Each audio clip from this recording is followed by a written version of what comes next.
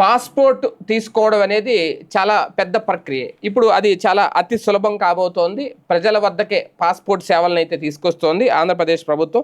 Passport కోసం మారుమూల ప్రాంతాల నుంచి ప్రాంతీయ పాస్పోర్ట్ కార్యాలయాల చుట్టూ తిరగాల్సిన అవసరం అయితే ఇక లేదు. రోజుల తరబడి నిరీక్షించాల్సిన పని లేదు. వీరి కోసం కేంద్ర ప్రభుత్వం మొబైల్ పాస్పోర్ట్ వాహనాన్ని అందుబాటులోకి తీసుకొచ్చింది.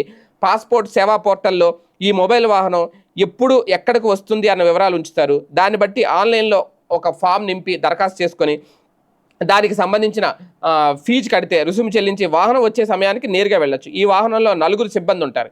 రోజుకి 40 మందికి సంబంధించిన ధ్రువపత్రాలు పరిశీలించి బయోమెట్రిక్ ఫోటో తీసుకొని పాస్పోర్టుకు నమోదు చేసుకుంటారు.